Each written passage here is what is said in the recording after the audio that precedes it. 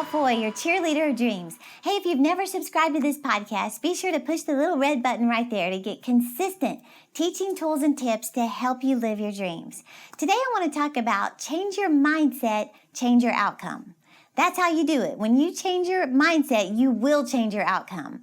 In fact, where you are is not where you're supposed to stay. I want you to know God has more for your life, but you'll stay small if you keep a small mindset. In fact, I heard this story not too long ago about this guy who was out fishing. And he said he looked over the bank and he just happened to notice this other guy who was fishing. And he said every time this guy would catch a big fish, he'd throw it back in the water. When he caught a small one, he'd keep it. Catch a big one, throw it back. Catch a small one, he'd keep it.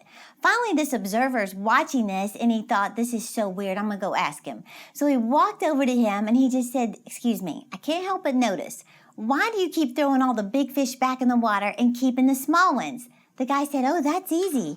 He said, all I have is a 10-inch frying pan. Well, my point is, he was missing out on something bigger and greater for his life because of his limitations. See, before we see increase on the outside, we must see increase on the inside. But here's the thing. You can't do better in your life in an area where you haven't been exposed. I've heard T.D. Jakes make that statement. You know, even the Bible says, I pray the eyes of your understanding be enlightened. For example, if you're the smartest one in your group, you need a new group. If everybody around you thinks that you are the coolest, the wisest, the wealthiest, the most successful, the skinniest, the smartest, then you're in the wrong group. And here's why. Because you aren't growing if you're the one doing all the teaching. So you need to be around people who make you feel challenged and awkward and a little uncomfortable, and you even feel a little small or inadequate, like you don't even know what to say. When you have those feelings, those are signs that you're being stretched, that you're growing. So you need to get around people who make more money than you, who are doing more than you, who know more than you. Don't allow people who haven't achieved their dreams be your mentor. See, you have to learn from those who are proving success. In fact, just a personal story from my life was, it was about a year and a half ago. I was invited to this birthday party for Kenneth Copeland, the minister. It was his 80th birthday party. I was starting to complain about my schedule right when I got that invitation to go to the party. Well, I'm invited to the party, and that night, get the ball gown on, I walk down to the ballroom, and right as I walk up, in the lobby, there's, John Hagee, Pat Boone, Creflo Dollar, Andrew Womack, Jesse Duplantis, Dr. Don Colbert, Jerry Savelle. That's when I really freaked out. My point is, I was surrounded by greatness. Talk about exposing yourself to greatness. Well, then we're having the dinner, and they showed this video of Kenneth Copeland's life story up to now. As I'm watching his video, I'm just sitting there thinking, Terry, you haven't done squat. Like, come on, get moving with your life. And here's the thing. He's 80 years old, and he's full of vision. He's not even thinking about slowing down. In fact, that night when he saw me, he said, girl, you ought to see my vision board. He started explaining to me what was on his vision board. I said, Mr. Copeland, that's not a vision board. That's a vision wall. And he's 80. Well, that night, as I'm sitting there listening, watching his video, I just made a decision. I said, I'm going on a mission tonight, a mission to listen. I said, I don't want to talk about my ministry, our organization. I just want to listen and learn from all this greatness that's around me.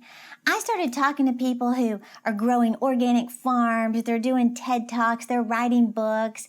I'm talking to a couple who started a broadcast, and they're telling me about all these influential people from major networks who are watching their broadcast. And then one couple said, we're going to spend New Year's Eve with the president. And I was like, the president of what? And they said, the United States. I was like, oh my goodness.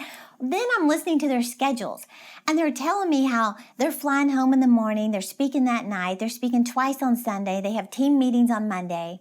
And I'm just listening to everything going, okay, Terry, this was a real sweet kick in the pants to shake off the self-pity, shake off complaining, feeling drained, feeling like you're doing so much. Pull yourself up by the bootstraps, or in my case, the stilettos, and get moving. Well, sometimes we need that. We need that little kick in the pants to get moving in the right direction. And I'm telling you, that's what can happen when you expose yourself to greatness. You stretch yourself out of your comfort zone and you get around people who are doing more than you. You know, the reason people watch a show like Jerry Springer is because after watching that debacle, you look around and you go, hey, I'm not doing so bad after all. I'm actually doing pretty good. Well, yeah, compared to that. But here's the thing. God has more for you. He has more for your life, but you have to expose yourself to greatness. Expose yourself to opportunities that are going to challenge you to grow. Read books that cause you to grow. You know, research has shown that what you're likely to find by a wealthy person's nightstand, well, if you're in Texas, it's a gun, but that's not my point. It's books. Wealthy people read. Now, here's the thing. Lower income people, less successful people do read, but 79% read for entertainment about other people's lives, like gossip magazines. 94% of wealthy people read to continually grow and improve their lives. Listen to this. John Maxwell, he's one of my heroes. He said when he was a little boy, his dad would pay him and his siblings to read books, 30 minutes a day. He said the thing is, by the time he and his brother and his sister graduated high school, they were so far ahead of their peers because they read great books. He said by the time his brother graduated from college, he was a millionaire. He said by the time he was 28 years old, he had the 10th largest nonprofit in the country. By the time his sister was 27 years old, she was running a hospital in Dayton, Ohio. Here's my point. Success is something you attract by the person you become. If you want more, become more. That's a quote from Jim Rohn. In fact, you know, they say your money will only grow to the extent that you grow. That's some big money, right? Well, it's true for everything. Your ministry, your career, your business will only grow to the extent that you grow. If you don't like the size of your money, they say, increase the size of you. So just ask yourself, you know, what did you do last year to grow? How many books did you read? How many hours did you invest in yourself, listening to messages, watching podcasts like this? How many seminars or conferences did you attend? What did you learn? What were you exposed to? You know, like I said, the most successful people in the world, they invest in themselves. And here's what we've discovered. 88% of the wealthiest people in the world read 30 minutes or more every day. Isn't that amazing? I was never like this before, but when I started making myself do this, my whole life changed. I want to challenge you. Set a goal to read a certain number of books this year. Now, I always challenge myself to read at least 12 books a year. That's one per month. And here's how it starts. One book, one day, one page at a time. When you finish that book, go back, highlight it, reread it until you get it on the inside of you. Then move on to the next book.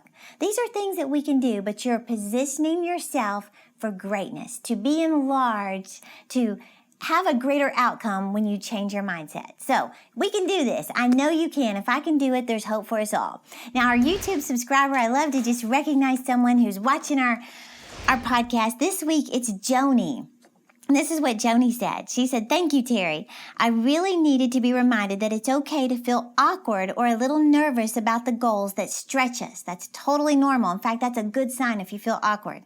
She said, "God gave me a goal the other day that makes me feel like that, but I know I can do it." And she said, "And once I do, it's going to be amazing." Then she has a question.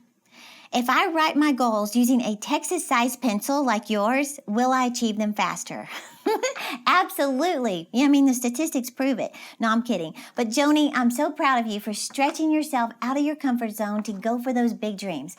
Because the thing is, if all of your goals are in the comfort zone, it doesn't motivate you.